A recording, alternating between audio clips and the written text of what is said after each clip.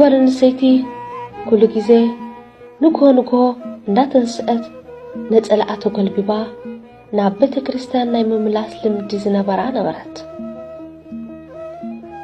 ካብ ዕለታት ሓደ መዓልቲ ሓደ ሓሳብ ኣብ ኣእምሮኣ ቅጅል በላ ንሱ ድማ ንምንታይ ካብ ሱቕ ኢለ ንጎ ቤተ ክርስቲያን ክመላለስ ክንደይ መዓልቲ ከም ዝመጻኹ ዘይፈልጦ ሕጂ ግን ክንደይ መዓልቲ ኣብ ሰሙን ወይ ኣብ ወርሒ ከም ዝመላለስ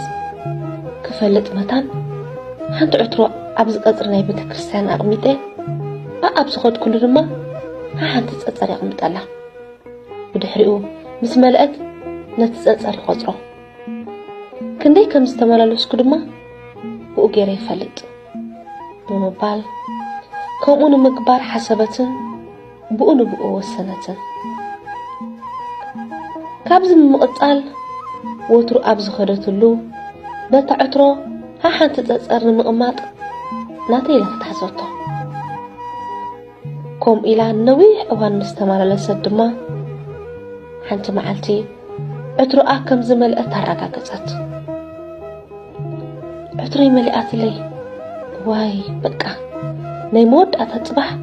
ሓንቲ ጸጸር ሒዛ ክመጽእ ሽዑን ኩሎም ክቆጽረን ሎሙ ግን ቆጸራ ስለ ዘለኒ ቀልጢፈ ገዛ ክኸይድ ኣለኒ ኢላ ገዛ ኸደት ንጽባሒቱ ከምቲ ልሙድ ሓንቲ ጸጸር ኣብ ኢዳ ሒዛ ናብ ቤተ ክርስቲያን ተኣትሞ መጀመርያ ክሳለም ጸሎተይ ከብጽሕ